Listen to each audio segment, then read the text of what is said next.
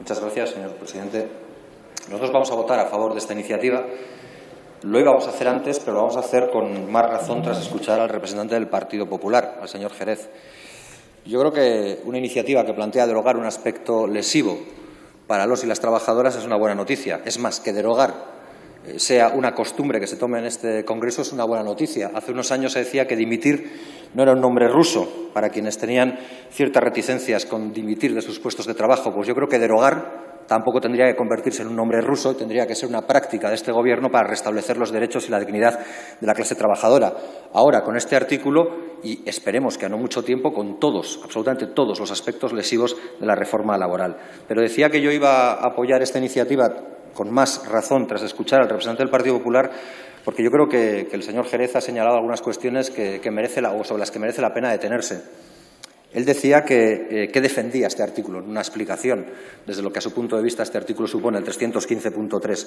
Decía que el derecho a poder trabajar. Bien, pues este artículo es el que garantiza el derecho a poder trabajar en un Estado con un 26% de paro y 3.800.000 parados y paradas, como usted ha bien señalado. Su inutilidad es manifiesta, con que lo mejor que se puede hacer es deróguese.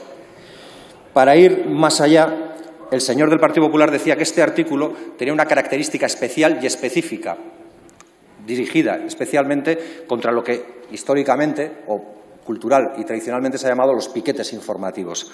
Y eso es lo que nos preocupa también sobremanera. Y decía más, porque en cualquier caso, también se lo aclaro, nosotros no tenemos ninguna duda. Estamos con aquellos que defienden el derecho al trabajo, pero todos los días. Estamos con aquellos y aquellas que defienden tanto el derecho al trabajo digno todos los días que están dispuestos a sacrificar una jornada laboral e incluso la viabilidad de su puesto de trabajo para hacer huelga, y estamos con ellos siempre, con los piquetes, frente a los esquiroles, frente a aquellos que anteponen su interés personal y particular, cuando no forzado, a el interés colectivo por tener empleos dignos para todos y para todas. Pero decía más, como señalaba, decía que nadie la ha parado por la calle para preguntarle cómo va la derogación del artículo 315.3. Y tal vez sea cierto, tal vez no la haya parado nadie. Eso lo único que significa, se lo aclararé, y es una cuestión puramente estadística, porque creo que sé de más de 48 millones de españoles, lo único que significa es que usted, en su tránsito por las calles de este país, que entiendo serán limitados por esto el confinamiento, no se ha encontrado con ninguno de los 300 trabajadores y trabajadoras que han estado amenazados con más de 120 años de cárcel. Tendrá que ver con dónde va cada uno y con qué sitios frecuenta cada uno. Igual está en otros cócteles y no va por las calles. Igual usted no estaba en Pontevedra cuando unos trabajadores les pedían 3 años de cárcel por arrojar pintura a la piscina de un hotel. Probablemente usted tampoco estaba en Gijón cuando unos trabajadores de Arcelor les pedían 5 años por hacer un piquete informativo. Seguramente que usted no estaba con los jóvenes de Iruña cuando por hacer una huelga en 2012 les pedían 18 meses de prisión y les obligaron a pagar 570 euros a cada uno. Tampoco, seguramente, lo estaba con el delegado del LAB en Nafarroa, que fue condenado a 21 meses de cárcel por una acción de piquete informativo en un restaurante donde tenían el capricho o la generosidad, quién sabe, según el punto de vista, de pagar el trabajo con pizzas.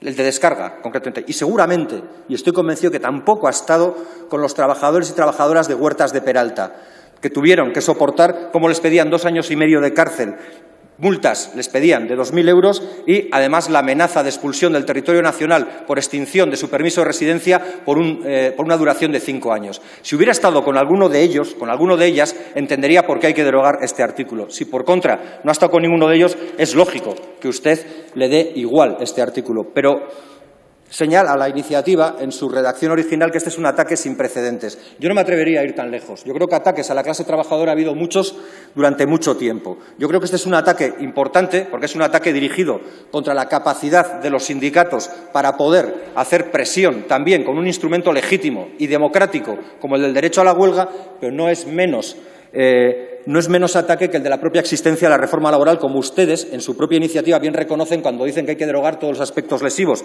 Yo les animaría a que, por ejemplo, modifiquen la actual legislación que vigila los ERE, porque igual con una inspección judicial, con un seguimiento judicial, no se harían EREs fraudulentos como los que se hacen. Me gustaría también que se acabara con la ultraactividad en los convenios, para que así los empresarios no tuvieran una baza de negociación o de extorsión o de presión como la que tienen en las mesas sectoriales, porque es ridículo hablar de un equilibrio entre trabajadores y trabajadoras y empresarios cuando todo el poder se decanta de la mano de los empresarios. Pero, sobre todo y fundamentalmente, vamos a apoyarla porque se señala algo que es importante, y es que esta medida no es una medida aislada, es una medida pensada. Tiene que ver con la lógica neocon, con la lógica neoliberal, con la lógica de la debilitación del movimiento sindical. Porque ustedes saben, como sabemos nosotras y como sabemos nosotros, que el movimiento sindical es fundamental para que los trabajadores y trabajadoras tengan mayor capacidad de presión e incidencia en las políticas que se dirigen hacia ellos y para que sean a favor de ellos y no contra ellos y ellas. Y nosotros creemos que con estas iniciativas lo que ustedes pretenden es desestabilizar, desequilibrar aún más el frágil, si es que existe equilibrio. Dicho de otra manera, fortalecer la posición empresarial para humillar y someter a los y las trabajadoras. Y hay que hacer mucho más, como les señalaba, porque si estamos en esta lógica de derogar lo que supone ataques a los derechos de los y las trabajadoras, ¿por qué no vigilamos también los servicios mínimos en las huelgas? ¿Por qué no coge el poder público un papel de acción más evidente que el que tiene hasta la actualidad para vigilar cuál es el grado de cumplimiento y de exigencia de los servicios mínimos? Porque también a veces la institución pública está cometiendo estos abusos que decimos que cometen los empresarios. No hay más que ver las denuncias que ha habido en Osakidetza, el Servicio Vasco de Salud, o en Hezkuntza, en la comunidad educativa vasca y navarra, cuando han tenido huelgas y han denunciado. O, sin ir más lejos, a los estibadores y estibadoras de Vizcaya, del puerto de Bilbao, que hoy están en huelga, que están llevando a cabo una huelga de la más larga desde hace más de 3 décadas y que están soportando servicios mínimos del 100%, como suena, del 100%. Y eso seguramente también hay que revisarlo. Pero para terminar, yo sí que creo, como digo, que hay que derogar este artículo y creo que hay que ir más allá, aunque estoy de acuerdo con lo que pone en la iniciativa.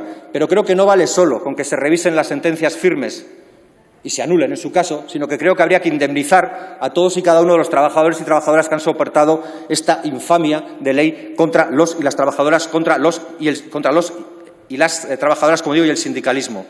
Y termino. En este contexto político en el que estamos viviendo, donde seguramente se agudizarán los conflictos laborales, probablemente haya que volver a elegir. Nosotros elegiremos estar con los trabajadores que no tienen nada que perder salvo sus cadenas, porque esos, como decía Karl Marx, tienen todo un mundo por ganar. Muchas gracias.